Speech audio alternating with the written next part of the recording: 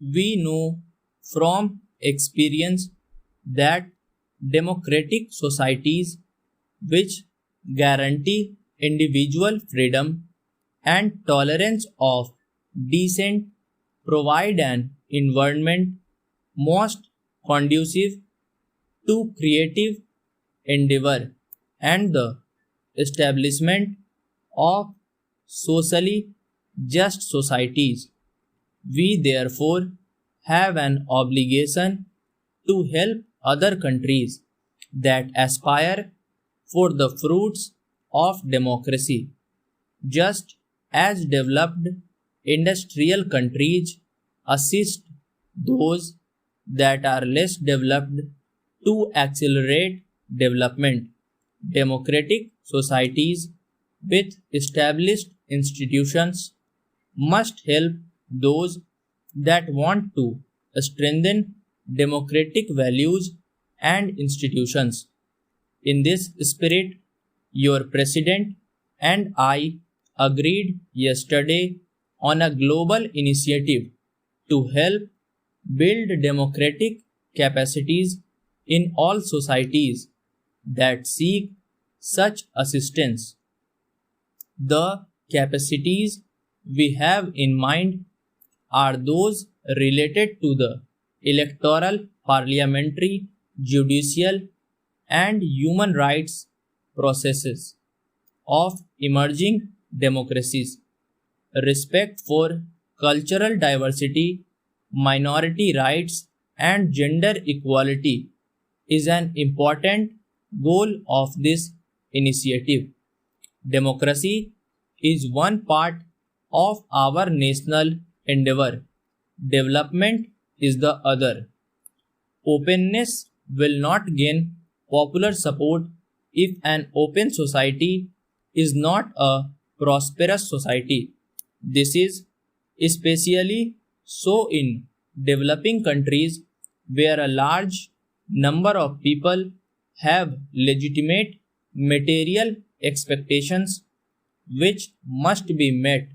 That is why we must transform India's economy to raise the standard of living of all our people and in the process eliminate poverty. India's aspirations in this respect are not different from those of other developing countries, but we are unique in one respect. There is no other country of a billion people with our tremendous cultural, linguistic, and religious diversity that has tried to modernize its society and transform its economy within the framework of a functioning democracy. To attempt this at our modest levels of per capita income is a major challenge. We are determined to succeed in this effort. To achieve our developmental goals, our policies and strategies must be in step with changed circumstances and especially the opportunities now available in the global economy.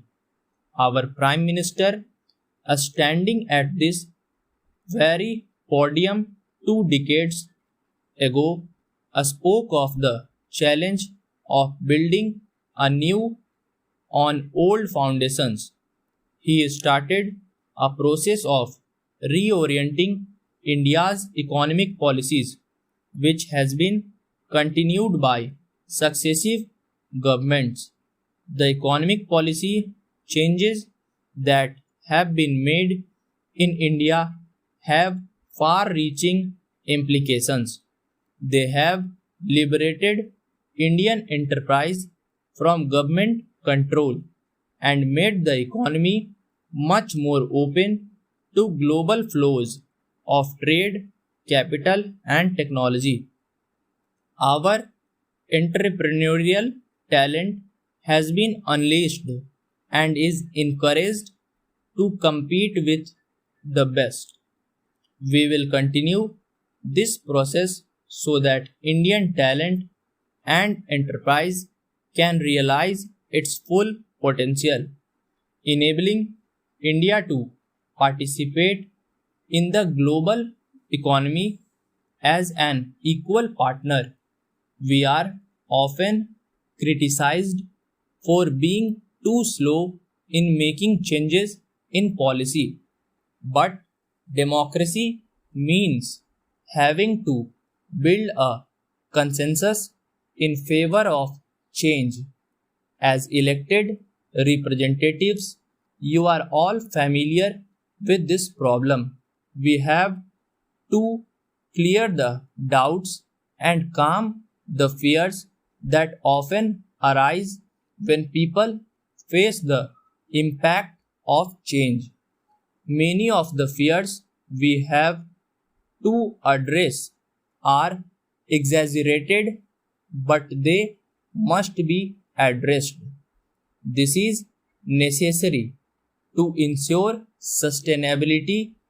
India's economic reforms must be seen in this light.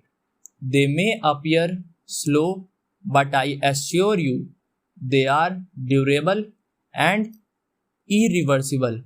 I am happy to say that our efforts at transforming India into an economy more integrated with the world have borne fruit.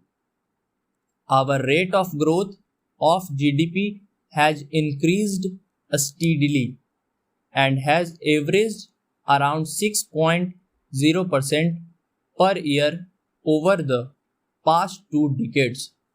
Poverty has declined, although more slowly than we would like.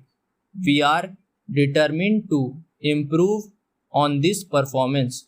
We hope to raise our growth rate to 8% or so over the next 2 years, and we will ensure that this growth is inclusive so that its benefits are widely spread.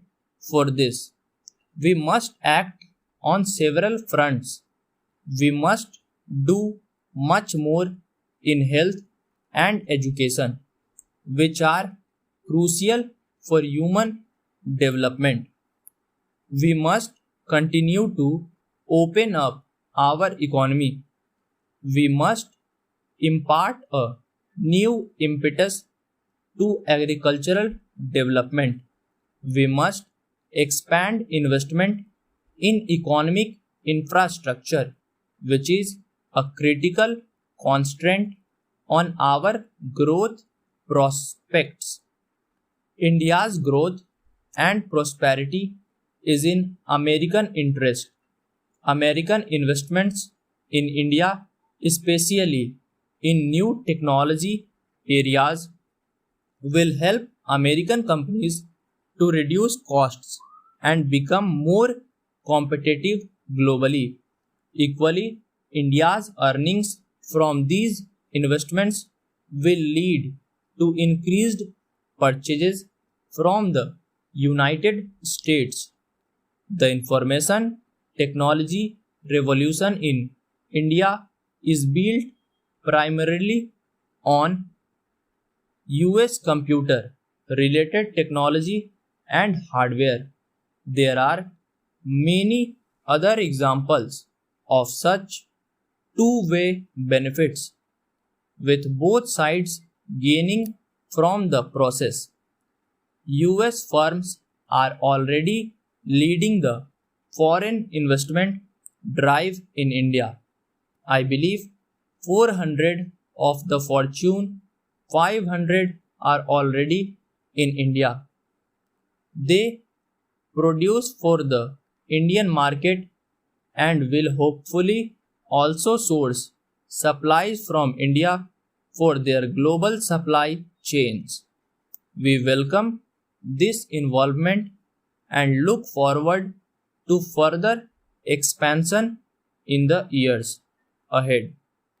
India needs massive foreign direct investment, especially in infrastructure. I hope American companies will participate in the opportunities we are creating. The 21st century will be driven by knowledge based production in the world. Para. Subscribe the channel for regular shorthand and stenography videos.